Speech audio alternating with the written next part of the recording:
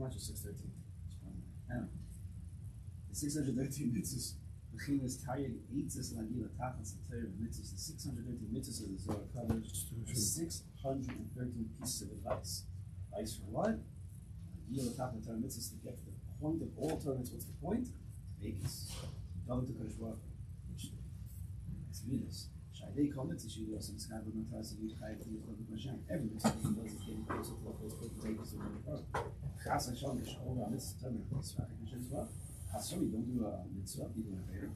Distance in yourself from the Vegas and Baruch. Are you in Cong, and mitzvahs, you need to say, Allah, you need to down, and every single mitzvah is a piece of advice and a mitzvah that a Jew takes to get from double to all shekain amidas place, even more so than amidas place, which are deeper building blocks of that spiritual, the more physical mitzvahs, the deeper blocks, like big sodas in the midas. The Chazal say, "Have big midas, we double his midas." Double his midas. You're going to miss some of the midas. You're going to miss the Vegas. Miss the Vegas. Aish, who rachum mechan, was like, well, if he's rachum mechan, we have to be. That's a for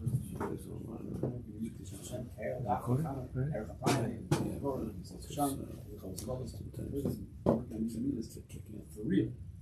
Not so he looks good, and not so he for real. And since are changing, so surely it becomes more godly, more neshama is revealed. Yeah, it's about the Kodesh. So for the Lord, all over the Kodesh, that's reference to the Torah we learned 2 days ago, and then he's open to live in the place that all of the Kodesh. In his place of kedusha, because you've become more God in the Kodesh Baruch Hu. So reveal the Kodesh Baruch Hu.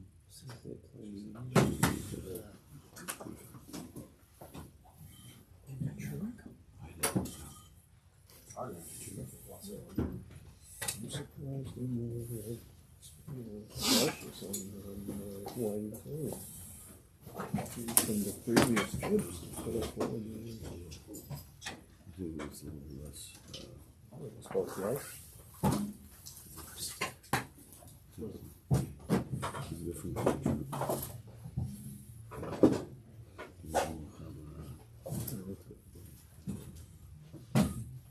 How many people were there?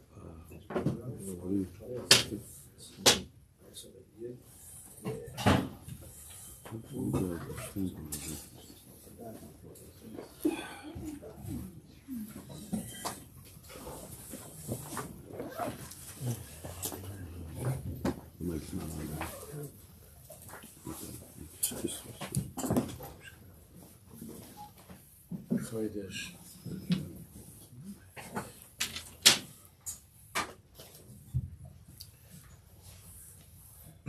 By Yom Darkecha, we're going to begin a new Maimer. Chassidus L'Maiser, the Maimer on Tayvas, page Kuf Samach Vav. Kuf Samach Vav, the Maimer on Tayvas.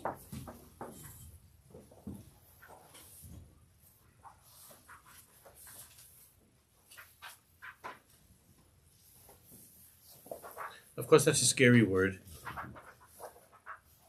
It has a very, it's picked up a very negative connotation, obviously. It's most often used in our education and things that we've heard and things we've learned in it, usually in a negative context. Tayvus, desire. But in the Chassidish form,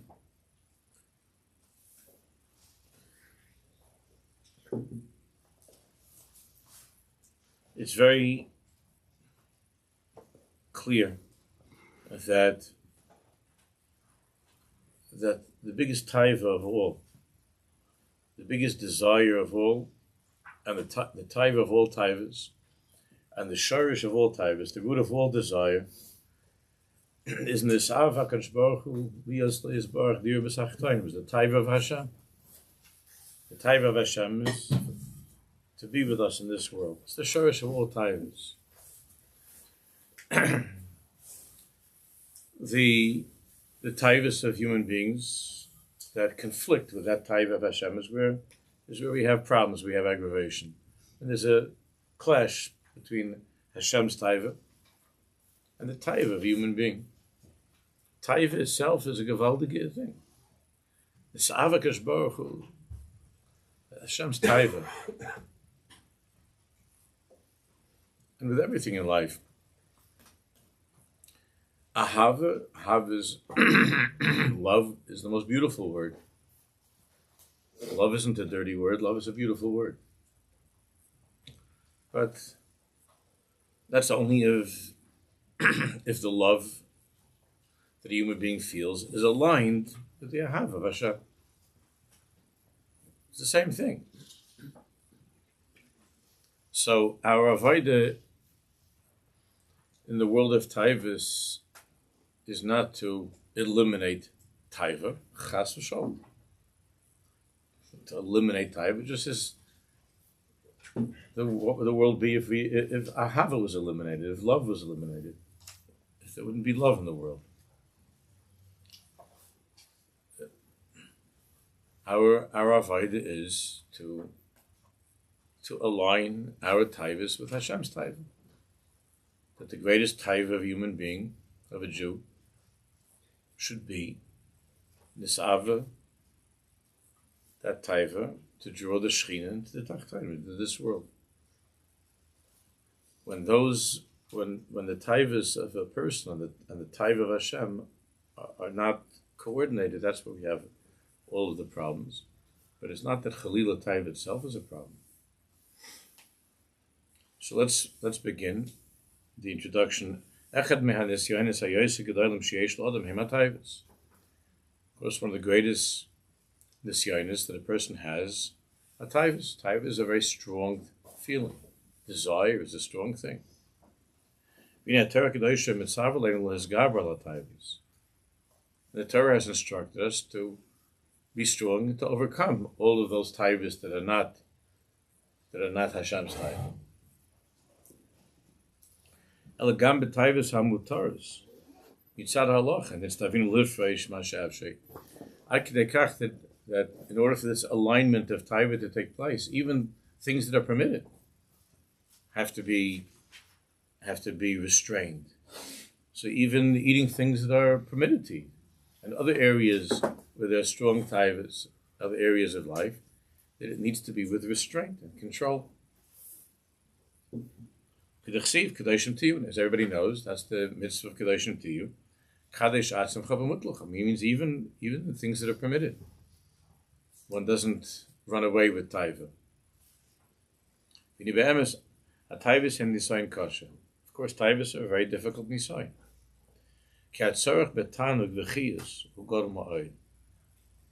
Because the human need to experience pleasure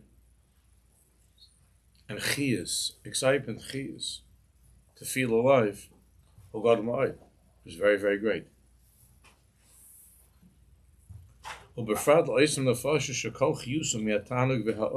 Especially those neshamas. We spoke a lot about the neshamas of Tohu, the neshamas of the end of time. In particular, so many of the neshamas are filled with this powerful need to have tanug and chiyas. Not all people are like that. Not all souls have that, are driven to, and need so desperately to feel chiyas and tayva. Tanug, pleasure. The emphasis that the whole Yontiv of Chanukah is the tikkun of this inyan. We have more time to talk about it. I don't know, maybe in a separate shiur. The whole inyan of Chanukah is this avoda. Like Shehem Margishim, Shem Shum Chiyas Acheres. And therefore, these people who have powerful taivas and have a tremendous need for einik, for tanik, for pleasure, for enjoyment, for pleasure, for chiyas,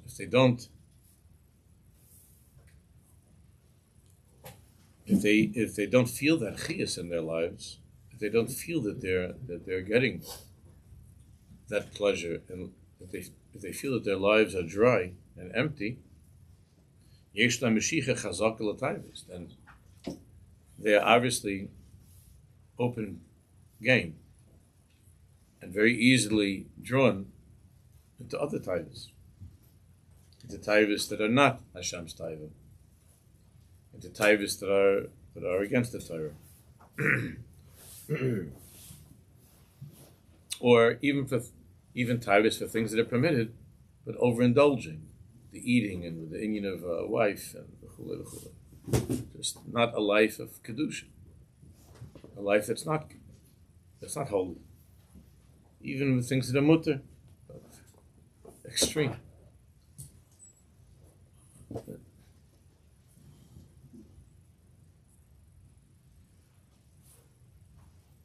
And then you come sit here. You have a table, so I feel bad. It's my table. I don't know what happened. What's going on up here with the chairs? It wasn't put back in order, that's for sure. Unless somebody does it, it doesn't happen. Yeah, apparently, that seems to be a It's pattern. the mahalach of Ashur. Yeah, it seems to be. Yeah.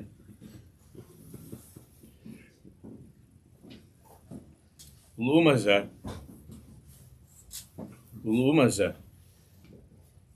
Kamish adav kosher, kachu nichbad yoser. A klal that we know, the more difficult something is, the more choshev it is. That's with everything in life. The more difficult, the greater the challenge, the means it's something great. Because here we're talking about Hashem's Tayva. It's something very great. Tayva, chiyas, warmth, passion. These are very great things. Nichbad yoser. His kachus he adavar shahakol oimer. And his kachus, kedusha, is something, is adavar shahakol oimer. Shahakol oimer. Kirak aidei kedusha, which is only through kedusha, ha'adam zoichel adveikus emes b'Hashem's barach. It's only through kedusha can a person experience that tremendous tayva, fasha, dveikus. Dveikus is an experience of a person having a tayva for Hashem. Just as Hashem Kivyochel has a tayva for us. It's an Indian of a tayva Geshbach.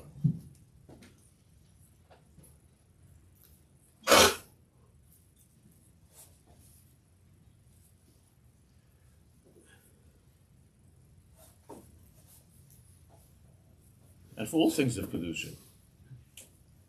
L'kinyan HaTorah. L'kinyan HaTorah Kodesh Abamis. And a Tayva for Torah. A Tayva for Tefillah. Not just to daven and to learn. But a Tayva. There are tzaddikim, the Heilige Rapshah says, the Sar Shalom from Belz, there are tzaddikim that they daven very, very quickly. There's some tzaddikim that they daven very, very long and very slowly. But there are other tzaddikim that they daven very, very, very quickly.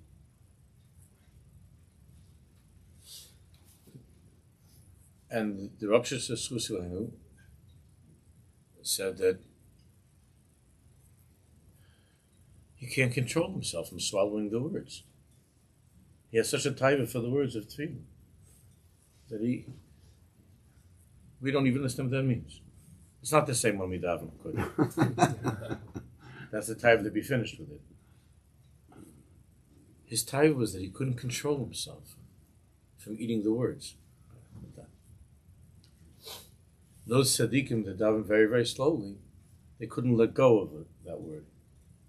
They would munch on it and savor it slowly, ashrei, for a long time. They were just, and the other tzaddikim like the Shalom and the Rapshah, they were like stuffing themselves. What that means? To daven in a certain way and to feel that every word and learning a tayva.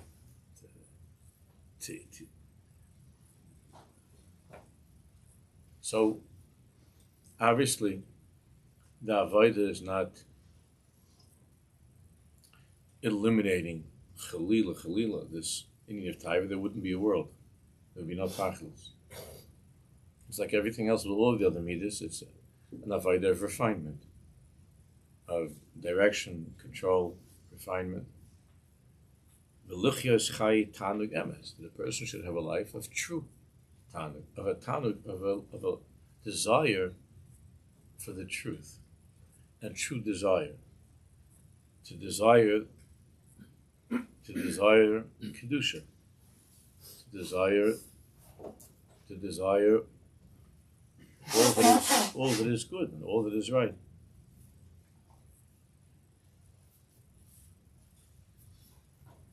And that's why you look at the first note, Reish Ayin.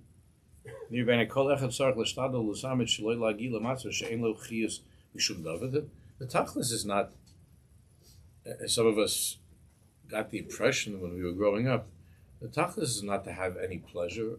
That's not the tachlis, not to have pleasure, or not to have chiyus. It's not the tachlis, to be lifeless, to be without chiyus, it's not the tachlis. The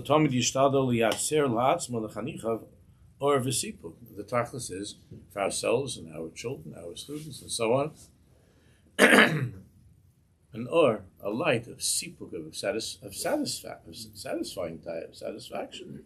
But the satisfaction and the pleasure of life should be for things that are holy.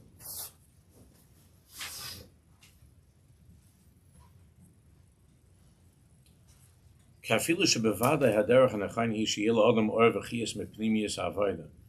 leave it at Tar Lishma, that's the beginning of Mesil Shashar. But the tachlis is Lisanik.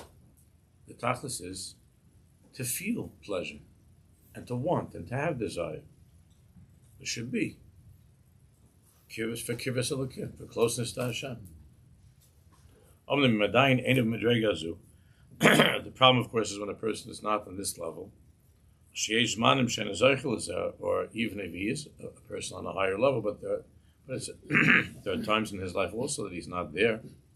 As I tzarech likanis lo'ilishma mitach kavanah v'ratzon lagiya lishma. Then, as it is with all areas of Avoda, then a person has to work through a time of lo'ilishma, of how should he conduct himself, how should he behave, how should he think and feel when he's not filled with this desire for learning and davening. When he's not filled with a desire to gobble up, the words of davening. He's just wants to gobble up some more food. How do you behave? What do you do?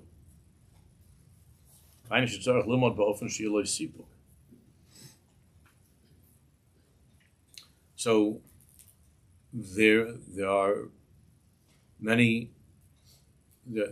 eitzes of how one who is not on this exalted level, like the Rabbi or the Belzer Rebbe, who are not on this exalted level, even if it's shaloi lishma, but that they should have l'mashal from their learning, they should have tremendous pleasure from their learning.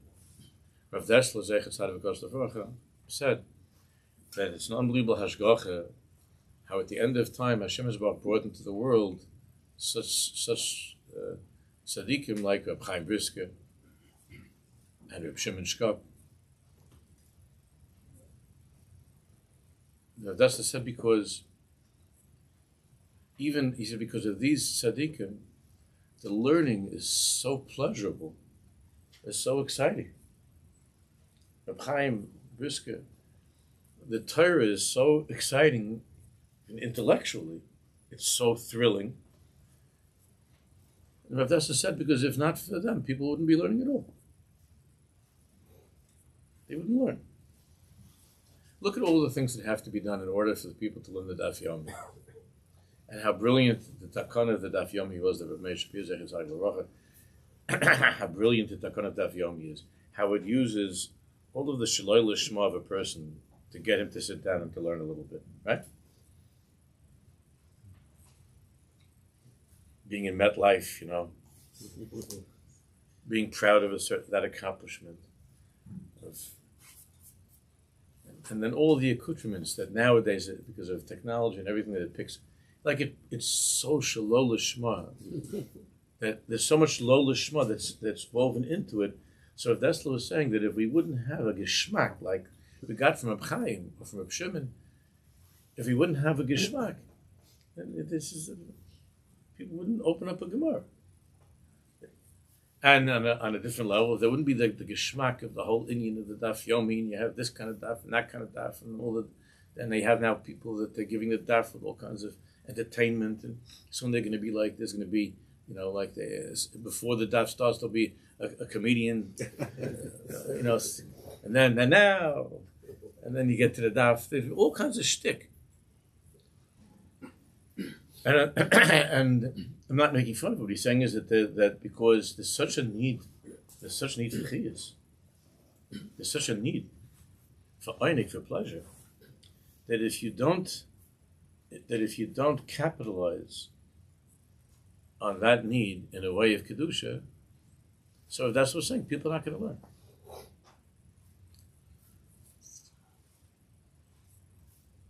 Every Beis HaMedrash has the Chazon Ish. Every yeshiva has the Chazon Ish on the show. Go open up the Chazon Ish Svarim in the typical Beis HaMedrash and see how much dust you can blow off with that. And people will be angry at me in Bnei Brak for saying that. I'm not talking about in particular about the Midrashim of Bnei Brak, but he was the Mahar the Asra in Bnei Brak. And Chazon Ish's Svarim are the deepest, most amazing Svarim. But they're really hard. You don't get, when you open up, same thing with Rav Moshe's, I'm not talking about the Igros Moshe, where everybody, I'm talking about the Dibros Moshe on Shas, where Rav Moshe has a mahalach in learning that's 40 pages long, in learning, in a sugya, and you lose your mind after 3 or 4 columns, you can't keep up with it. It's hard to enjoy. Not because it's not enjoyable, but we're just not on that madrega. The Chazon Ish is Svar. My father's told me that in Hungary, every Gemara they learned with Rashi, Taisus, and the Mahasha. Who learns the Mahasha? Show me yeshiva where they learn the Mahasha. You know why? It's really hard. It's not only that it's really hard, you have to know the blot inside out. You have to know Taisus inside out to be able to learn Mahasha. And when you learn the Mahasha, in that matzav of knowing the blot inside out, but why isn't the Mahasha one of the best sellers of 2022? Go to in the yeshiva, see in the Shiur that the Rabbi gives or the Yeshiva gives, how many times the Mahasha is ever mentioned in the Shiur. The Chazon Ish is mentioned. They might mention that the Chazon Ish paskined a certain way. That everybody talks about. Everybody just gets to the psak. What did the Chazon Ish paskin? But to learn through the Chazon Ish, you know why? It's so hard. It's so difficult. You don't have these like flashes of like an easy and clear, exciting, like Vart in learning. The same way that everybody's looking for Torah to have 2 minutes on the, with the internet and to look, to press button and to get, they want to have a Torah. They want to learn Torah. And if there wouldn't be anything like that nowadays, if there wouldn't be the opportunity for people to have these 3-minute things or whatever, to have what's going on with podcasts, and it's not that it's bad. They're looking for chiyas, and if you can't, but nowadays if you don't get chiyas within 5 minutes, finish. Chazon Ish, you don't get chiyas in 5 minutes. With the Reb Chaim either, but with Reb Chaim, an intelligent person can open up, and with the Reb Chaim, you can have tremendous excitement and pleasure, or a stipler. You could within a relatively short time, and you don't necessarily have to be a scholar. And the Rabbi of the Shiur can give a Shiur, and it could be a mediocre Talmud, a meeting of sharpness, and he can say, "Wow, this is unbelievable. And it is. It's beautiful." That's what Rav Dassel was saying, that Hashem sent these tzaddikim into the world to give a geschmack, that even regular Jews can have a geschmack in their learning. Because, which is Shalai Lishma. And hopefully the mitzvah Shalai Lishma is Bar Lishma, but it's not because of Dveikus B'Torah, but it's Shalai Lishma, and we have to think of all kinds of ways to get this person who's not in the Madrega because to learn the Maharsha, you have to learn Lishma. To learn a Chazanisha, to learn one of Ramosha's things, it has to be really the meaning of Lishma. Because it's not fun. It doesn't satisfy that need to have fun in learning. So the whole Chachma, a tremendous Chachma behind the Daf Yomi and the whole way the Daf Yomi is being packaged these days is to make it fun. And it sounds terrible, but it's brilliant. And it's a very holy endeavor. Because at the end of time, there's such a Tayva. People are such Bali Tayva. Again, I'm not saying it in the negative, but the Tayva is a Tayva.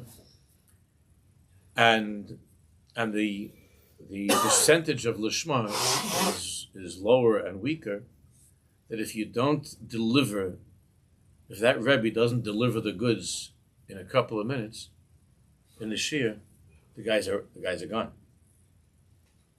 It's not going to be the popular Shiur in the Shiur. It's just not.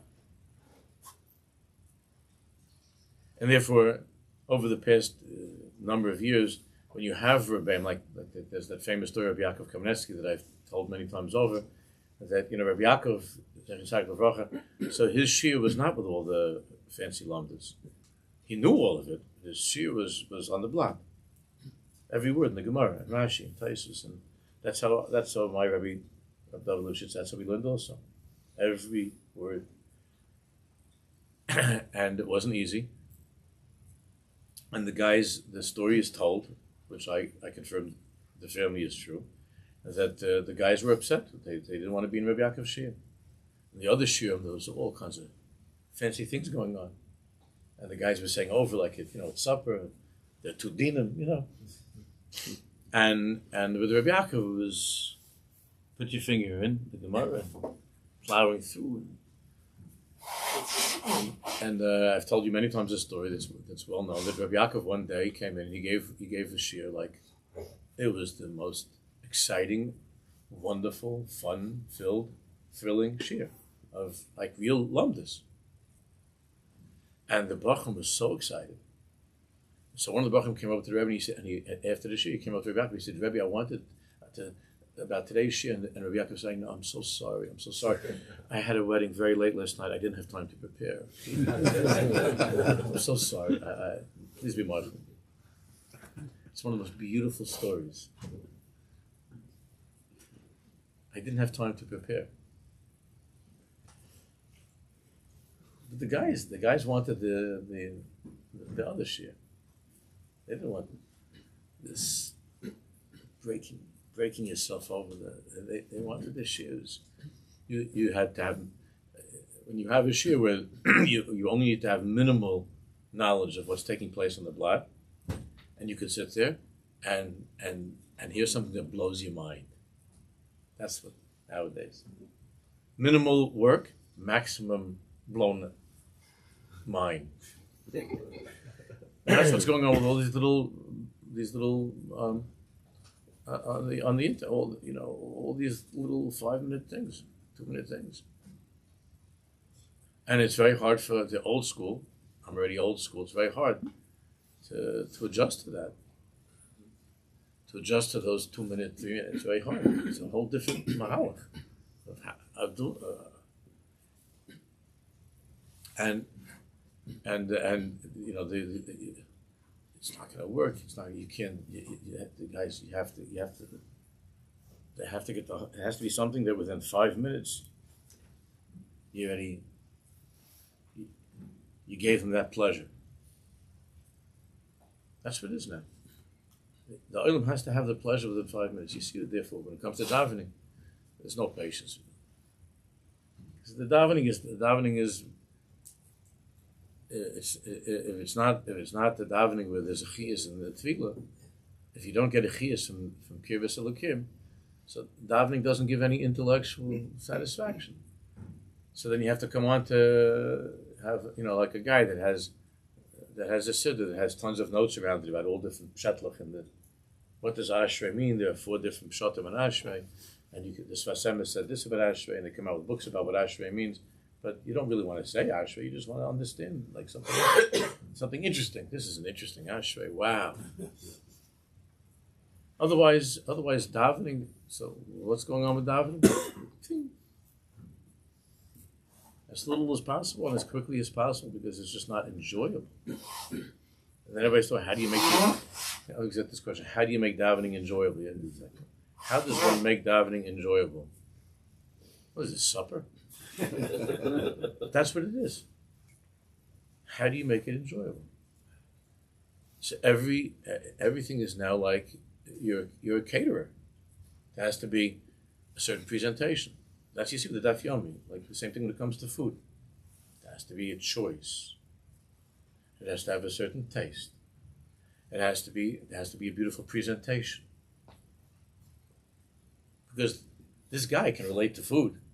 But when it comes to learning, if it's not going to be like his food, he's not going to do it. So there has to be immediate gratification. He has to feel satisfied right away. So the Maggid Shiur has to be entertaining, exciting. They have to come up with all different things. The halachas of the daf, the machshavas of the daf. There's history of the daf, history that's on the daf, all kinds of. And I'm not putting these things down. They're the same way that Rav Dessler wasn't saying anything, God forbid, negative about Reb Chaim or that learning. These are kunsim, they're chachmas. Because when it's not a dveikus to the Torah, then you have to make it as appealing as you can. That's what he's explaining. It has to be appealing. You have to somehow grab onto that tayva that a person has, whether it's intellectual or that feeling that I accomplished something. So then recently it's become.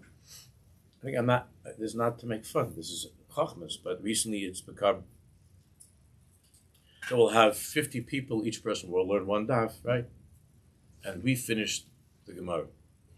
No, you didn't. I spoke about that at the Siyam.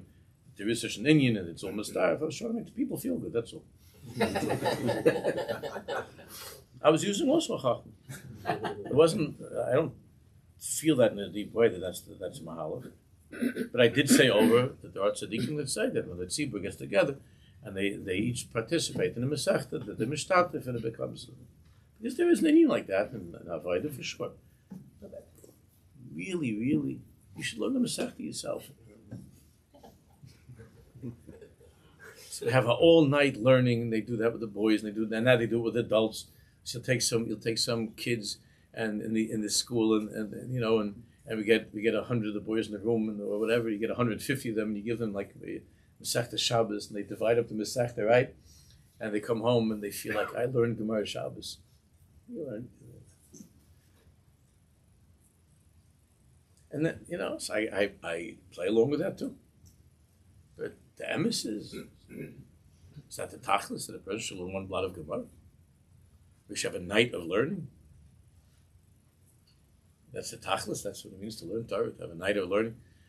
The shul learned Masechta Yevamos. The shul finished Shas. All of these things are kunsim. That's not that they're bad, but it's because there's a tayva. And we have to make it that there should be a tayva. We have to generate a tayva for learning. So people think, look, how can we get people to learn? There's day and night. People think, how do we get kids to learn? How do we get people to learn? How do we make it exciting and interesting? So you play into that shaloi lishman nakud of a person, and he goes home and he says to his wife, tonight we learned Masechta Shabbos. The wife says, wow, that's so accomplished. I'm so proud of you, Yankee. You learned Masechta Shabbos. It looks like it's a very fat one. On the shelf, that's a big one. Yeah, man, we learned Shabbos tonight. In one night? What are you, the rugged shovel? How do you do that? With the guys. We divided it up. Divide and conquer. It's a tayva. To make it into a tayva. So you got that guy to come to shul that night and sit and learn. It's gewaldig. It's not a small thing. You got him to come and learn. Otherwise, he'd be on his device. He'd be on a podcast. The podcast he's able to have in a half hour. He's able to make a scene on whatever that Indian is. On Ben Shapiro or I don't know the names of other people. to make a scene on something. Now almost everybody has a podcast. I'm sure everybody has a podcast going. You make a scene. If they half hour, you already finished an Indian. History of the world.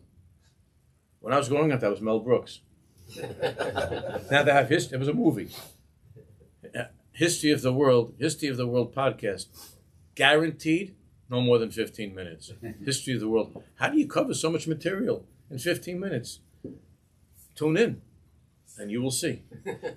So all the rabbis are sitting around thinking, like when I went with Charlie, we went to Rabbi Levin a few years ago, we were invited to go to give talks, and there's a whole group of young rabbanim coming from around America. We went to a certain organization. We went near Atlanta. There's some beautiful, beautiful place, forest or something. There's this place there. We were giving some classes, and the question of all of these rabbis is, how do we get the chaver to come to shul?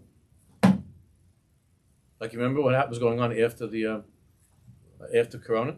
How do we get the people to come to shul? When in history was there ever such a thing? Like, what exactly are we supposed to do? That's different. We're resuming our davening. And it's still a problem. Because once the momentum broke, because of COVID, the momentum broke. So then it's still going on. Like, how do we get people to come to shul? What does that mean? The question.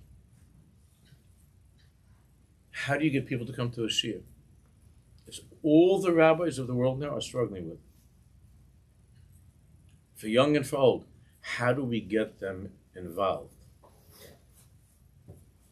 How do we get them interested in learning?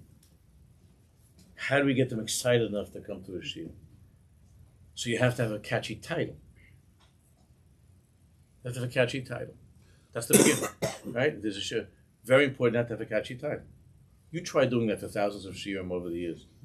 To have a catchy title for the shiur, without using the word Kabbalah. To have a catchy shiur for a catchy title. The Mystery of Hanukkah. What are you supposed to call it? But if you don't have a catchy title, and you don't have some sort of a catchy flyer or poster, then to begin with, you lost 90% of the island. To begin with, 90% is gone. Because then they look at a couple of pictures in the newspaper or on their phone, and this has in it the mystical insights into the holiday of Hanukkah. And says, oh, I think I would like to have some mystical insights. It used to be that in order to have mystical insights, it took quite a while until you were able to have some mystical insight, right? Until the Jew could have some mystical insight, there was a lot of davening, a lot of mikvahs, a lot of learning. But now you just look on your phone and it says that, Thursday night or whatever at 8 o'clock on such and such street, on Maple Street, on Main Street, in this neighborhood, Rabbi so-and-so was giving a shiur on it's called Mystical Insights of Hanukkah. And then everybody says, I want that. That's exciting. Since when was there ever such an Indian like this? And it's not saying something bad about our generation. It's tremendous Bali Tayva. And you have to satisfy that Tayva. And since it's still in a madrega that's very, very far from Lishma, how do you satisfy it?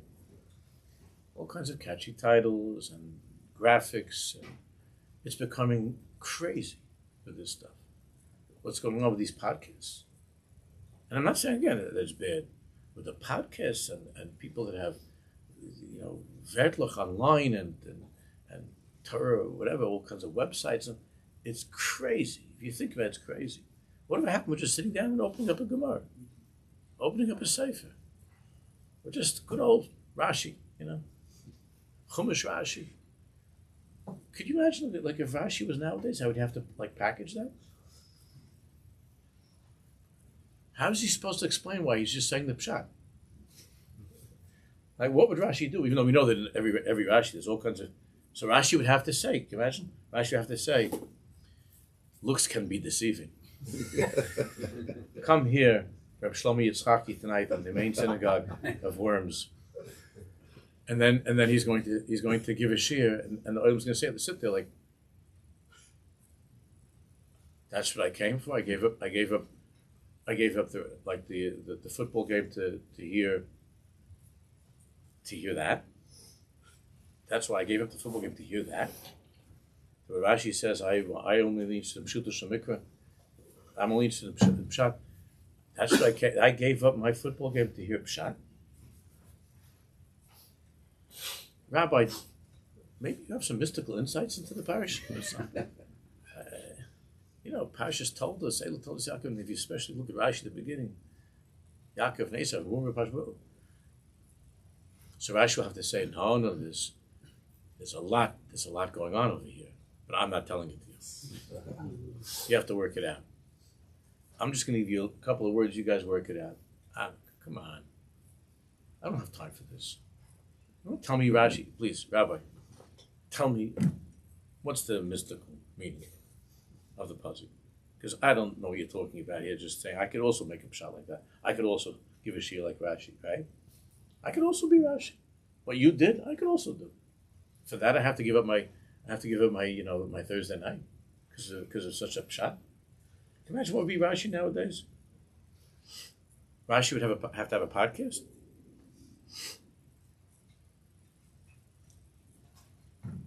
Like it used to be, what do they say? WI, give us 10 minutes. I don't know. It says we'll give you the world. I don't remember. It was, Rashi would have to come up with a catchy thing. But that's exactly the time that we're living in. And it's not because of the katnus of the dar. So like we were talking about in the shiur the other night. It's not because of katnus. It's because there's such a need for chiyus. Tremendous need for chiyus. So every Rebbe in yeshiva, every single Rebbe, if you're teaching kids, you have to come up with something like that to keep them going. Somebody sent me yesterday. Somebody sent me this. I thought it was a brilliant thing. There's a teacher, a woman, not Jewish. It was just a teacher, and you don't see her, but she's giving a class to little kids. And she takes out a piece of paper. Listen to the chokhmah of this. She takes out a nice, clean piece of paper and shows the children. And she says, say terrible things to this piece of paper. Tell this piece of paper, I hate you. You're stupid. You're ugly. Yell out whatever you. And all the little kids are yelling, I hate you. You're ugly. And every time the kid yells out, she takes the paper and she crumples it. She's crumpling. The teacher is crumpling it. Crumpling.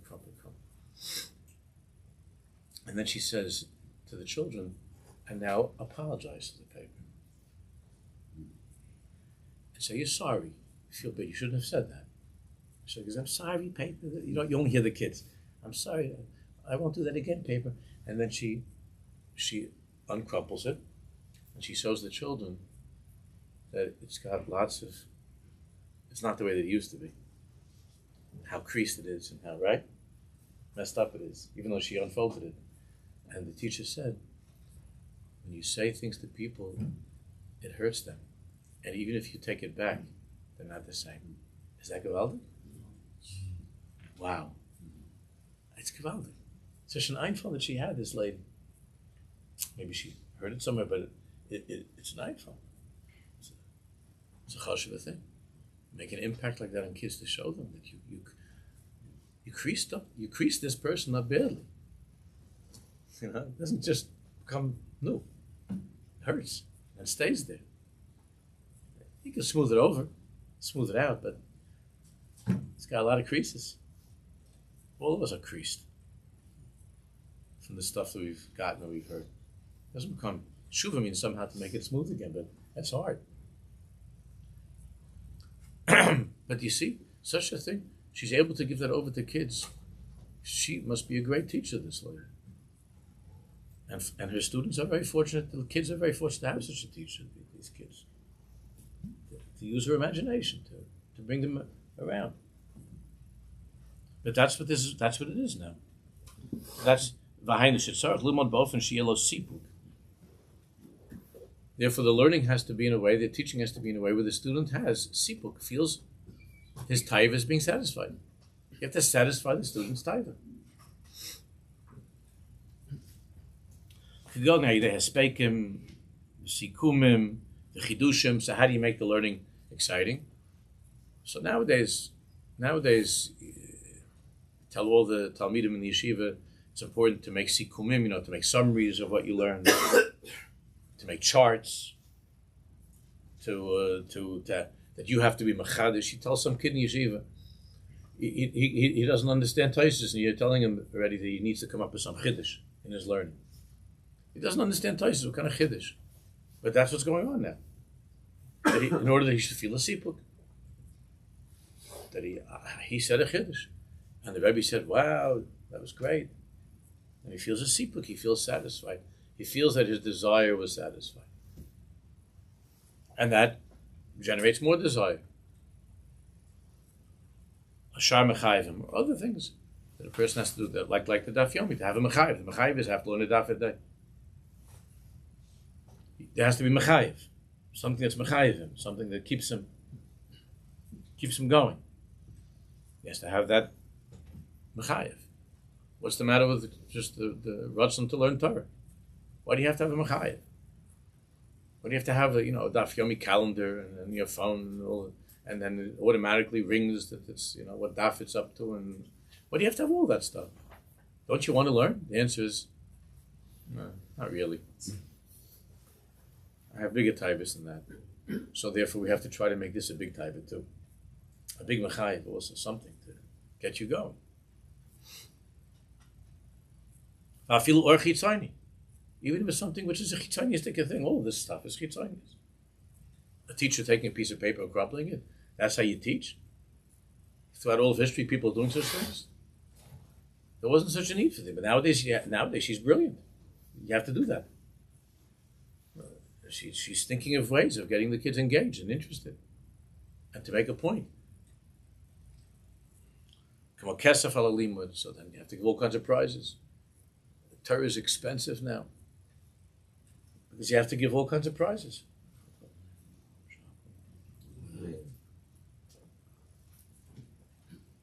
All the people that say that they want to learn say, okay, so you see if you could somehow manage a life without we're not paying you a penny.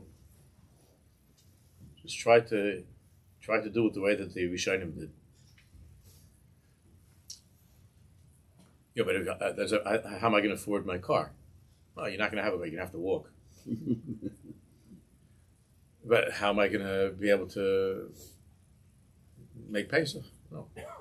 Figure it out. No cash, no rewards. Totally lishma. Can you imagine if that would happen?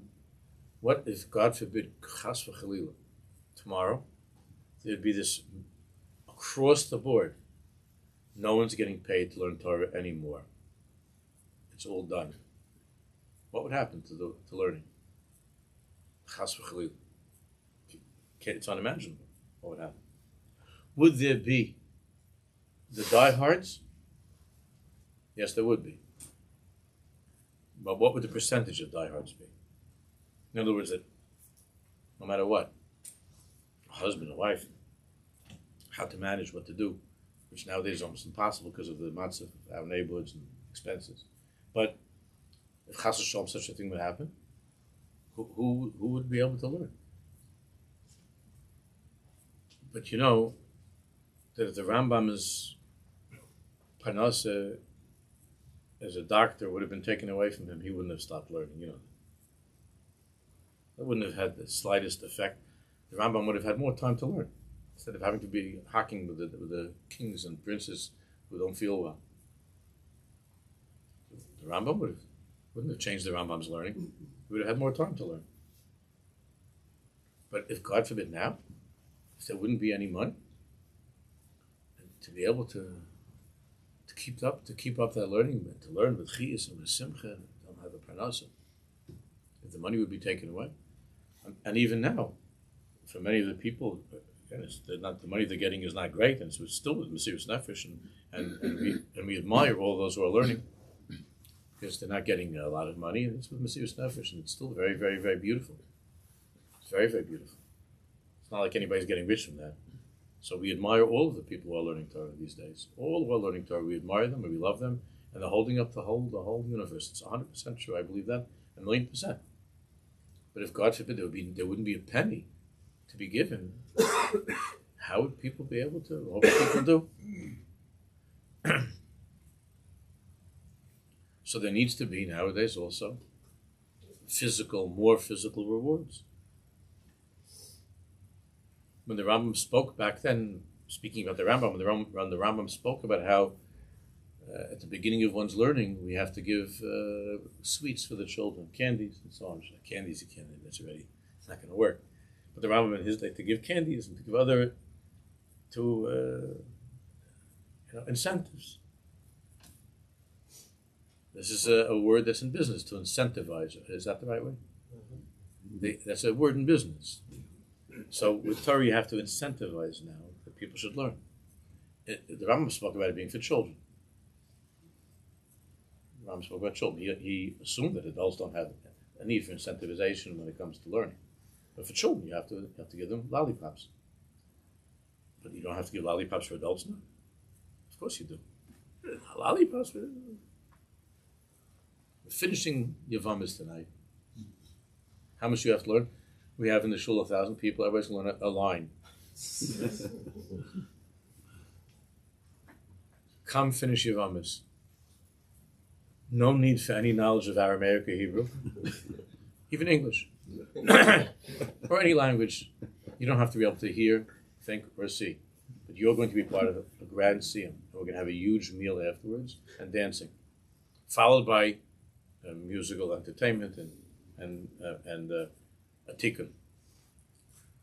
What do I have to do? Just one line. And we're going to have music? Yeah, it's a grand siyum. Finishing Yavamas. For one line? Yeah. Come join us.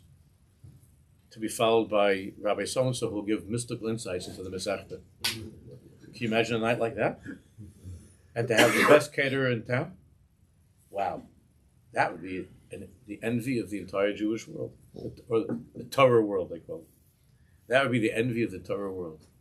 A night of finishing the Masechta with mystical insights, food, and music. Could you do better than that? It's unbelievable. And all the guys come home, and their wives are so proud of them that they finished Yavamas. It's not for the purpose of making fun, it's for the purpose of understanding. This Indian is such a deep Indian in our times. The Tayvas. And how to use that somehow to incentivize. That is to bring the person around. That's an akuda, of course, to use Shaloi Lishma. The Shaloi Lishma nowadays is very, very, very strong. The next column in the note. When it comes to Avodas Hashem, that's what we're talking about. You have to, if the person is not in the place of a Tayva for Hashem, or a true Tayva for Dvekas Hashem, then you have to find all kinds of ways that the person should feel chiyas and sipuk in his Yiddishkeit. That his Yiddishkeit should have a chiyas, should be alive, and to be feels that his desires are being satisfied. Me'etzem ha'avoda. Each person according to whatever, so you have the davening also, you have to have more nigunim, and you have to have other things in the davening and whatever. You have to have special effects. It's going to come to a time where it's not just going to be for like some special event or hilula. You're going to have to, like a guy comes and come in for chakras on a Tuesday, they're going to have like lights, like they're going to have like a pink light flashing on you standing by the stender, and somebody taking a picture of you looking in your siddur like deep in thought, and there'll be a pink light. We're joking about this. Watch, try to remember this 5 years from now. There are going to be lights flashing in the shul, and then they're going to be able to send on the phone something back to your wife and kids showing you like this under a blue light in shul, and then you'll come back to shul the next day. You never know when you'll get the light. They switched it around, they move it around. But there's nothing like sending that thing on the phone to your friends and family, and then you get all the thumbs up, 250 hits of you looking contemplatively into your siddur, or sitting over the Gemara like this, and they're going to be lights, and they're going to send it out, and all your friends are going to send you back a thing like that, and you go to shul, you go to Shiur, you go to Bis Medrash the next day, because It's good. You got thumbs up. I'm going back. This is great. When I was a kid, my Rabbi said I'm stupid, and now you're an idiot. You're an amaris, and now I get thumbs up from 250 people. Can't get better than that. I'm going back to this place. I'm getting thumbs up all over the place. When I was a kid, everything was thumbs down, and now I'm getting thumbs up, and I'm like, I don't know. I think I may be like Rabbi Kiva or something. I could be. And they tell you, you have the potential to be Rabbi Kiva. But that's what we're living in. It's getting there. I'm joking though, but I thought it's going to be there. The main thing is not to be bored. Because the person can't be bored. Because if the person is bored with his Yiddishkeit, he's going to look for entertainment someplace else. He's going to look for the lights and the thumbs up with different things. That together with things of this world, or else, God forbid, the person is going to get involved in those chalila, to get involved in all kinds of avegas. Okay, Mr. Shem will continue to remember that we're up to Reish. I have a pen, just I'll make a note here. Right next to you, Rabbi, in front of the tissue box. Oh, right. I'll make a note of it.